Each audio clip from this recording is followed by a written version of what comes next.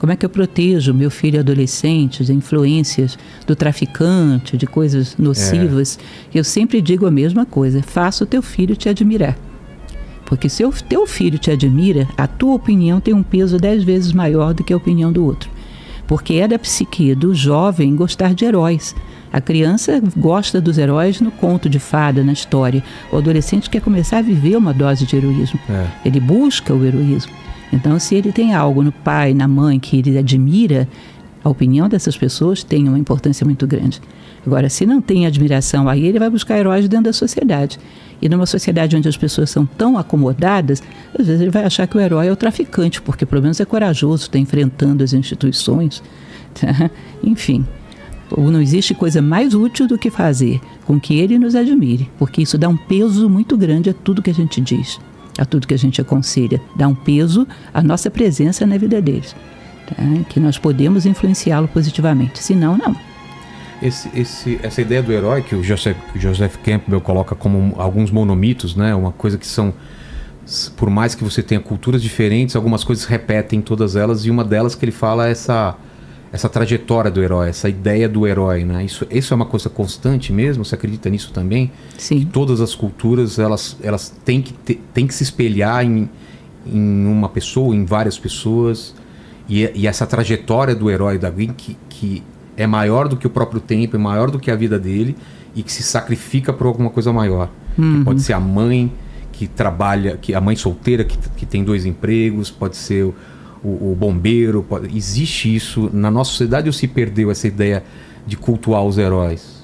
A nossa sociedade cultua aqueles que são pródigos nos valores que ela considera como bons, ou seja, os que são famosos, os que são ricos, os que são bonitos. As virtudes deixaram de ter status. O que era antes era o corajoso, o fiel, o honesto, o fiel. Você não dá destaque a uma pessoa por causa disso. Não, nem vira notícia. Então, né? Os nossos ídolos são altamente discutíveis. Altamente discutíveis. Por isso, inclusive, eu falo para as pessoas: pense no ser humano que você quer ser. Porque existe algo dentro de nós que necessita de um referencial. Se você não pensa no seu referencial, a natureza não deixa vácuos. Esse espaço vai ser preenchido por alguma sugestão da sociedade, algum ídolo da sociedade, que em geral são os piores possíveis. São péssimos exemplos. Tá? Então, se você não escolhe conscientemente, vai ser influenciado por modelos que você nem sabe que você está seguindo. Tá? Isso é consciente ou inconsciente, você acha, na sociedade atual? A maior parte das vezes inconscientemente. Você vê as pessoas às vezes andando, imitando um protagonista de uma telenovela, até no gesticulação, no jeito de se vestir. A pessoa necessita de modelos.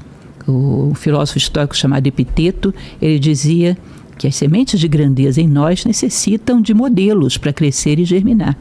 É como o pintor, ele olha para o modelo e vai lapidando a pedra.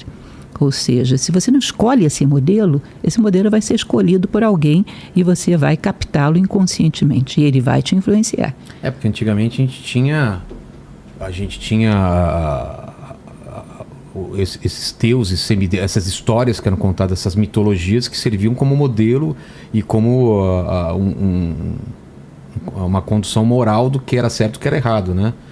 E aí isso muda o quê? Para filmes, para livros, e hoje em dia para rede social, telenovela, filmes de Hollywood, política, pessoas famosas, às vezes até atletas, né?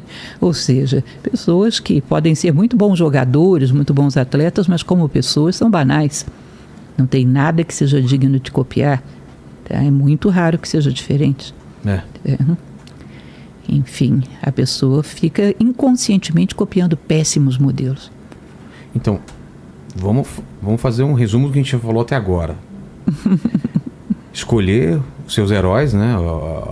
Alguém a se admirar e tentar seguir algum. E não precisa ser uma pessoa só, né? Pode ser em vários aspectos pessoas diferentes, né? Pode ser um personagem histórico, pode ser alguém da sua família, um avô que você admirou muito, ou um pai, mas uma pessoa que seja rica em valores humanos, uma pessoa que seja íntegra, que seja boa. Não vamos pegar os atributos que a sociedade dá destaque, mas atributos humanos, um ser humano que seja admirável.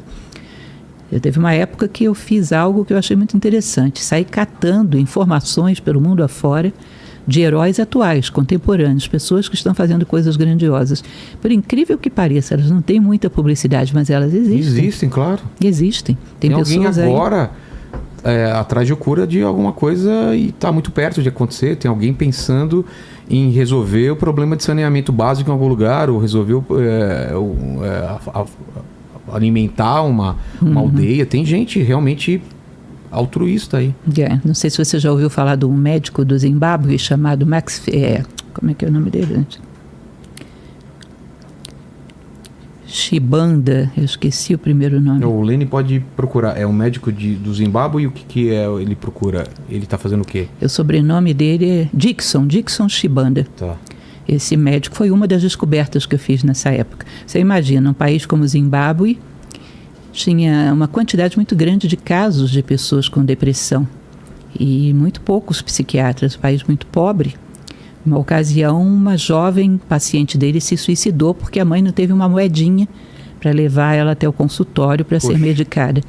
E aí ele se revoltou com aquilo. Não é possível, não vou me acomodar com uma coisa dessas. E teve uma ideia sensacional. Eu acho muito bonito isso da pessoa não aceitar portas fechadas. Ele pegou as senhoras de terceira idade do Zimbábue, muitas delas analfabetas, que era uma camada social que estava totalmente sem utilidade. Né? Olha ele aí. Isso, ele mesmo, Dr. Dixon Shibanda. Ele é médico psiquiatra. Ele começou a passar para essas senhoras os princípios básicos da terapia cognitivo-comportamental. Juntou esse conhecimento com o amor delas como avós, como mães, o acolhimento delas, elas começaram a atender as pessoas em banquinhos nas comunidades.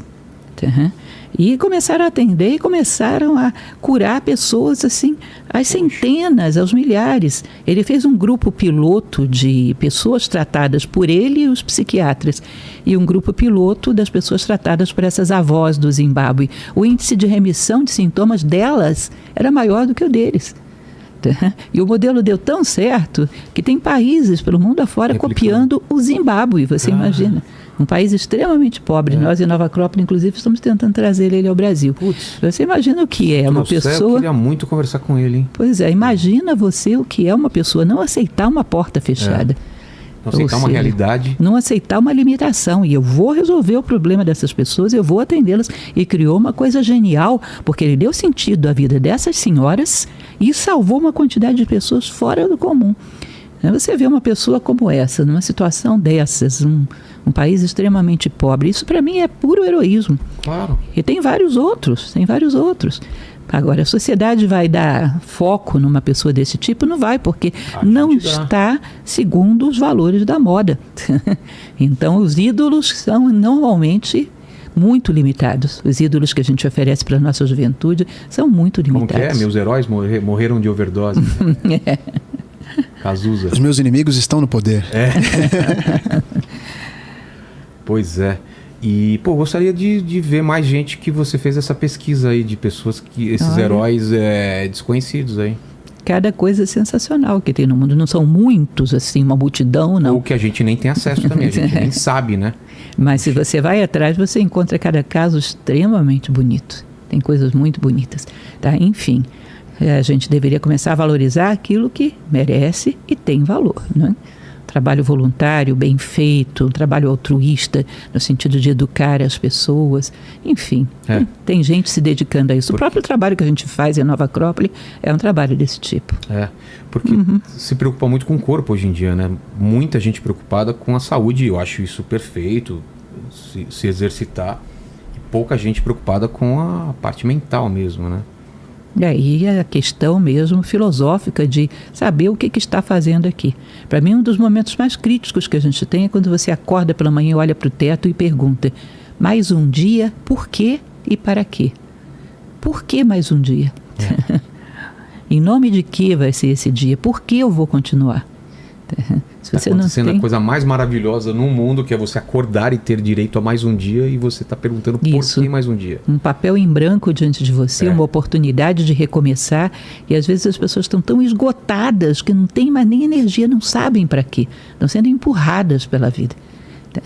Tem um autor norte-americano que eu gosto muito dele, escritor de romances históricos, Steven Pressfield, que ele diz que quando ele se sente meio perdido, nesse momento de olhar para o teto, né, que ele não sabe muito bem o que ele está fazendo aqui, ele sempre diz para si próprio: eu vim aqui para empurrar a humanidade 1 milímetro que seja para a frente no seu longo caminho de volta a Deus. Poxa. Eu acho isso excepcional. 1 milímetro que seja para frente no seu longo caminho de volta a Deus. Ou seja, eu estou comprometido com a humanidade. Eu vou no limite das minhas possibilidades para empurrá-la para frente. Steven Pressfield, ele é uma graça de pessoa. Gosto muito dele. Já fiz algumas lives com ele. Sério? Sim, vale a pena, viu? Sensacional, sensacional.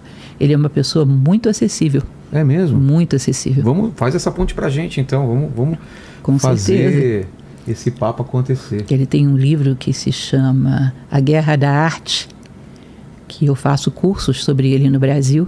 Inclusive, ele foi publicado no Brasil com o nome do meu curso, que é Como Superar os Seus Limites Internos. É sensacional. Você ia adorar esse livro. Mas esse da Guerra da Arte, o que ele fala? Ele vai falar da luta do homem contra a resistência, que são todos os obstáculos que surgem na nossa vida. Na verdade, é uma força só, é resistência, tentando te impedir de pisar no próximo degrau.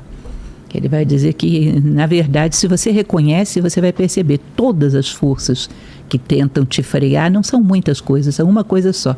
Ele vai dar inúmeros exemplos mostrando como é que a resistência funciona e como você se torna um profissional para poder enfrentar e ir vencendo a resistência dia a dia. Mas dá um exemplo, fiquei muito curioso em relação a isso. Exemplo dessas coisas que te causam resistência e você...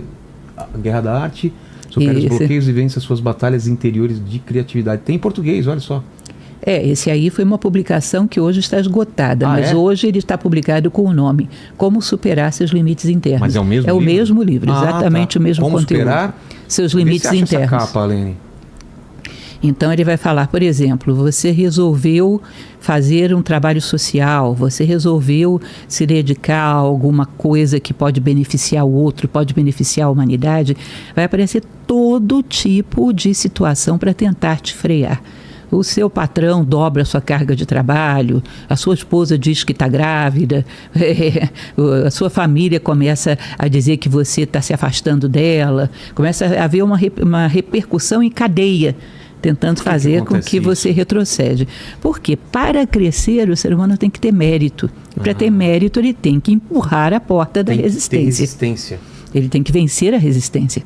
A resistência é essa força impessoal da natureza, que se você quiser descer a escada, ela carimba o teu passaporte. Mas para subir, você vai ter que confrontá-la.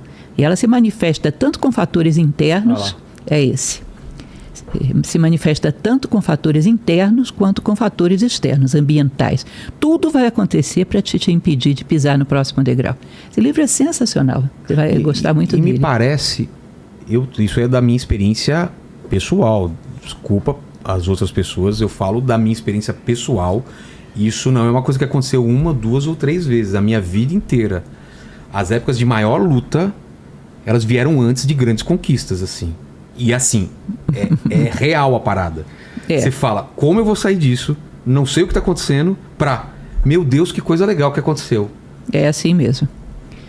Carl Jung, ele dizia que cada vez que a gente se aproxima de um portal, surge o leão guardião daquele portal. Você não sabia que tinha um leão ali porque você nunca se aproximou. Na hora que você se aproxima e quer atravessar, surge o leão. Se você fica estático a vida inteira, você vai dizer, os leões não existem. Mas se você se movimenta e tenta atravessar, o leão vai surgir. É o que ele chama de resistência. O livro é muito interessante. E lá